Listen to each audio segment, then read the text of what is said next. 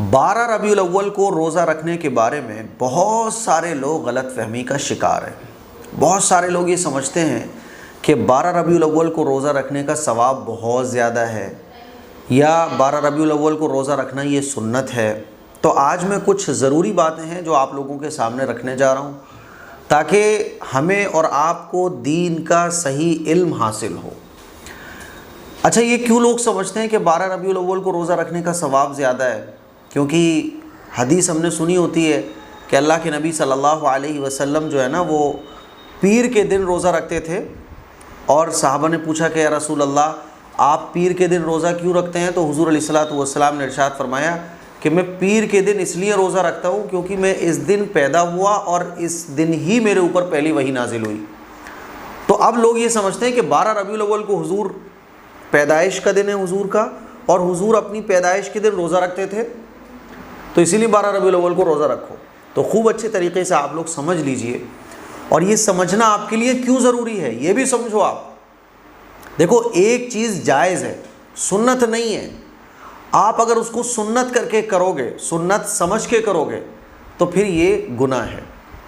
ایک چیز جائز ہے تو اس کو جائز سمجھ کے کرا جائے، ایک چیز مستحب ہے تو اس کو مستحب سمجھ کے کیا جائے، ایک چیز سنت ہے تو اس کو سنت سمجھ کر کیا جائے۔ آپ اگر مستحب کو سنت بنا دو اور سنت کو اتنی ویلیو مت دو تو یہ گناہ ہے۔ اسی کو اللہ کے نبی صلی اللہ علیہ وسلم نے ارشاد فرمایا کہ بدعت کس کو کہتے ہیں؟ کہ جو چیز دین میں نہیں تھی آپ نے اس کو دین سمجھ لیا۔ اسی لیے میرے عزیز بھائیوں، یہ تمام باتیں جو آج میں سمجھانے جا رہا ہوں، ان باتوں کو آپ کے لیے سمجھنا ضروری ہے۔ اور کوئی چیز اگر جائز سمجھ کے بھی کی جائے لیکن بہت اہتمام کے ساتھ کی جا رہی ہے، تب بھی آنے والے چند سالوں میں اس کے ایک بڑی بدعت کی شکل اختیار کرنے کا خطرہ ہے، بلکہ یقین ہے۔ کیونکہ آج کے ٹائم میں جتنی بھی بڑی بڑی بدعتوں کو آپ دیکھو گے، جب وہ شروع ہوئی تھیں تو بہت چھوٹی سی شروع ہوئی تھیں، سوچ بھی نہیں سکتے تھے کہ 100 سال کے بعد 200 سال کے بعد یہ اتنی بڑی بدعت بن جائے گی۔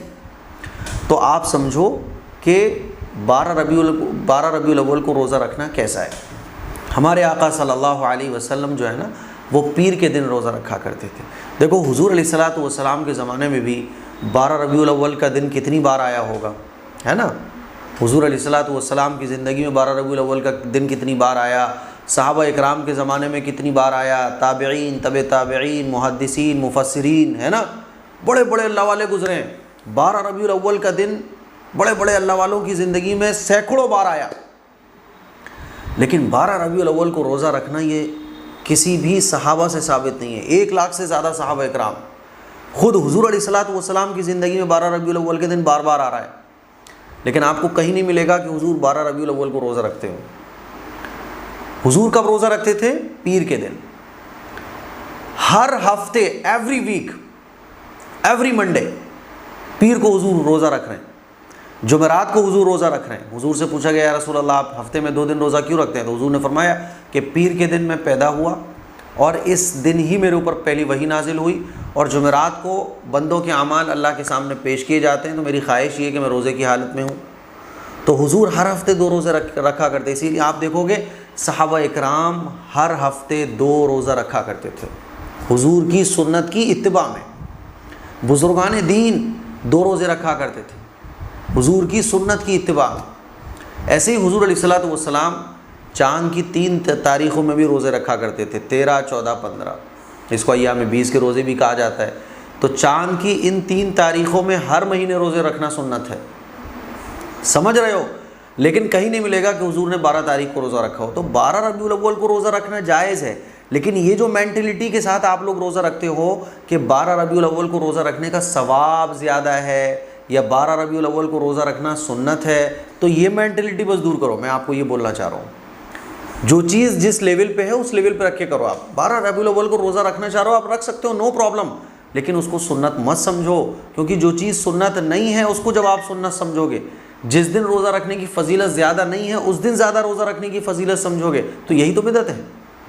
اور بدعت کا نقصان یہ ہوتا ہے کہ آدمی عبادت سمجھ کے کر رہا ہوتا ہے اور گناہ کر رہا ہوتا ہے، کیونکہ 12 ربیع الاول کی پیدائش کا دن حضور کی یہ بالکل فائنل نہیں ہے۔ کیونکہ حضور علیہ الصلوۃ والسلام جب اس دنیا میں تشریف لائے تو اس وقت پڑھنے لکھنے کا رواج نہیں تھا، جہالت عام تھی، ہے نا، قتل و غارت گیری عام تھی، ظلم عام تھا، جہالت عام تھی، لوگ انسان نہیں تھے بلکہ جانور بنے ہوئے تھے، پڑھنا لکھنا لوگوں کو آتا نہیں تھا، اور پھر کیا پتا تھا کسی کو کہ یہ پیغمبر ہیں۔ حضور علیہ الصلوۃ والسلام جب پیغمبر بنائے گئے تو حضور نے جو ہے نا 40 سال کے بعد جب حضور کو 40 سال کی عمر میں نبوت کا اعلان ہوا تو حضور نے پھر تعلیم کو عام کیا، پڑھنا لکھنے کا رواج عام ہوا، پھر صحابہ اکرام کو پتہ چلا کہ آخری پیغمبر ہیں، تو پھر لکھنے پڑھنے کے لیے تاریخ لکھی گئی، حضور کی لائف کو ریکارڈ کیا گیا، اور جو جتنی چیزیں یاد تھیں اس کو سب لوگوں کے مشورے سے درج کیا گیا، سینہ بسینہ اس کو منتقل کیا گیا۔ بات سمجھ آ رہی ہے؟ اسی لیے آپ دیکھیں گے تو خود امام اعلیٰ حضرت نے لکھا ہے کہ حضور علیہ الصلوۃ والسلام کی جو پیدائش کا دن ہے، فتاوی رضویہ آپ میں دیکھ لو آپ، اور اعلیٰ حضرت کی کتابوں میں دیکھ لو کہ 9 ربیع الاول میں انہوں نے حضور کی پیدائش لکھی ہے۔ بعض تاریخ لکھنے والوں نے 8 ربیع الاول حضور کی پیدائش لکھی ہے۔ ہاں 12 ربیع الاول کو حضور کی پیدائش ہوئی، یہ مشہور ہے لیکن فائنل نہیں ہے، کیونکہ حضور علیہ الصلوۃ والسلام کی پیدائش کے دن میں بہت سارے اقوال ہیں۔ تو میں عرض یہ کرنا چاہ رہا ہوں کہ 12 ربیع الاول کا آپ روزہ رکھ سکتے ہو، نو پرابلم، لیکن 12 ربیع الاول کو روزہ رکھنا یہ سنت اور بہت زیادہ فضیلت والا کوئی عمل نہیں ہے۔ دوسرا کہ بھئی ہم حضور کی محبت میں چاہتے ہیں روزہ رکھیں، تو اب جو پیر آ رہا ہے اس میں رکھ لو آپ، پرسوں منڈے ہے، منڈے کو رکھ لو، کیونکہ پیر کو روزہ رکھنا یہ سنت ہے، بالاتفاق سنت ہے تمام علماء کے نزدیک، کیونکہ حضور سے ثابت ہے۔ تو ہمیں وہ کام کرنا ہے جو حضور سے ثابت ہو، کیونکہ حضور کے عاشق کی نشانی یہ ہوتی ہے کہ وہ حضور کے طریقے سے نہیں ہٹتا۔ آپ دیکھیں صحابہ اکرام حضور علیہ الصلوۃ والسلام کے بڑے عاشق، اور صحابہ اکرام کا کوئی عمل سنت کے خلاف نہیں ملے گا، اور ہمارا کیا ہے کہ ہمارا کوئی عمل سنت کے مطابق نہیں ملے گا۔ سمجھ رہے ہو؟ جو چل رہا ہے بس اسی کے حساب سے ہم لوگ چلنا شروع کر دیتے ہیں۔ 12 ربیع الاول کو آپ دیکھو بڑے بڑے ڈی جے لگا کے ڈھول والی میوزک والی نعتیں بجانا، اور جلوس میں کہاں شریعت کی اتباع ہوتی ہے؟ حالانکہ جلوس محمدی تو ایسا ہونا چاہیے کہ دیکھنے والا اسلام سے متاثر ہو جائے، لیکن کیا ہمارے جلوس ایسے نکلتے ہیں؟ تو صحابہ اکرام جو اصلی عاشق تھے حضور کے، ان کا کوئی بھی عمل سنت کے خلاف نہیں ہوتا تھا۔ ہم زبانی عاشق ہیں، ہمارا ہر عمل سنت کے خلاف نظر آتا ہے۔ مجھے آپ بتاؤ کبھی آپ نے پیر کا روزہ رکھا، جمعرات کا روزہ رکھا؟ اور کل تو ہمارے ایک بھائی پوچھ رہے تھے کہ مفتی صاحب کینڈل جلا سکتے ہیں 12 ربیع الاول کو، جو لوگ دیواروں پہ کینڈل لگاتے ہیں؟ میں نے کہا بھائی جتنی دیر کینڈل لگانے میں لگا رہے ہو اتنی دیر درود شریف پڑھ لو۔